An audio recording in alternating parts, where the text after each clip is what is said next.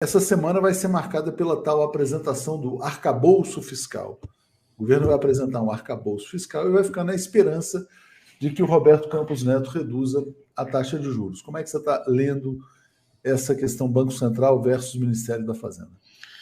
Eu estou bem preocupado, sabe, Atush? Eu estou bem preocupado porque o Ministério da Fazenda, ao invés de buscar um protagonismo na questão da economia, o Ministério da Fazenda se colocou numa posição passiva de arrumação de casa.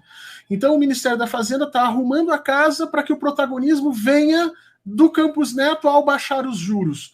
E eu tenho a impressão que ele vai se dar muito mal, porque o Campos Neto não vai baixar o juro, na medida em que a irracionalidade do juro alto no Brasil nesse momento serve às elites e aos interesses exatamente das pessoas que colocaram o Campos Neto lá, entre eles o próprio Bolsonaro. Ele está lá para sabotar o governo.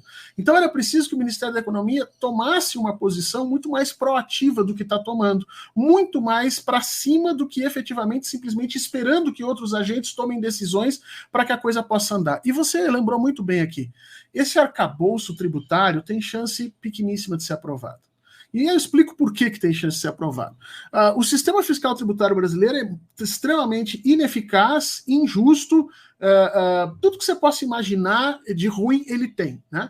Mas ele estabeleceu uma certa relação de ganhos e perdas entre os diversos atores que ali participam, em especial nas esferas de poder municipal, estadual e federal. Ele estabeleceu uma relação de ganhos e perdas sobre a qual os governadores e os prefeitos colocam as suas posições políticas e a sua forma de administrar os seus lugares.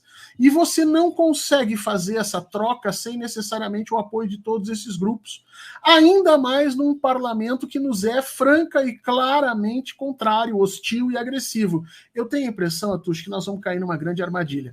Vai ser apresentado um arcabouço, por melhor que ele seja apresentado, ele vai ser triturado dentro da Câmara, transformado, modificado, e vão aprovar efetivamente o que as elites brasileiras querem, e a partir daí nós vamos ficar reclamando que nós perdemos um tempão na economia antes de tentar alguma coisa mais ativa, mais proativa para fazer a economia brasileira reagir. Nós já nesse momento, alguns relatórios que nos apontam para 2 semestres de recessão em 2023. E a minha dúvida é, será que o governo aguenta 2 semestres de recessão? Acho que não. Pois é. E aí, nesse sentido, você acha que a equipe econômica está a reboque do Banco Central, é isso? Não, ela se colocou. Primeiro ela adotou. Eu vi a entrevista do Haddad lá para o William Vac. Primeiro a gente tem que sinalizar.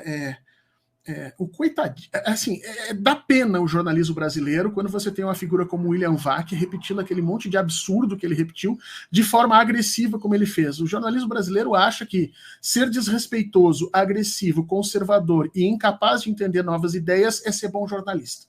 Então, é a primeira coisa que a gente tem que sinalizar. O Haddad foi para lá para ser agredido, né? E aos poucos, obviamente que ele tem muita capacidade, ele foi escapando dessa situação. Mas ao escapar dessa situação, ele não falou o essencial, quer dizer, o Haddad não mencionou ali plano de desenvolvimento econômico, não falou ali plano de reindustrialização, plano de retomada de pesquisa científica e inovação, ele não tocou em absolutamente nada. Ele foi pautado para ficar defendendo a postura dele nos juros e para ficar sendo atacado por aqueles jornalistas lá. E aí é que você vê o que eu estava dizendo, quer dizer, o Ministério da Economia, em vez de tomar atitudes do Ministério para fazer a economia crescer, ele adotou uma série de teorias econômicas antigas, antiquadas e que hoje já não dão conta dos problemas do mundo, para se solidificar numa posição para defender a ideia de que nós precisamos arrumar a casa e depois da casa arrumada nós vamos pedir baixa de juros e depois que os juros baixarem nós vamos entrar com algum pedido, algum clamor, algum desespero aí para que se comece investimentos no Brasil. Essa sequência ordenada de coisas, ela é característica de um tipo de teoria econômica, de um tipo de interpretação. E isso pode nos causar problema, porque o Ministério da Economia se reduziu à condição de um arrumador de casa.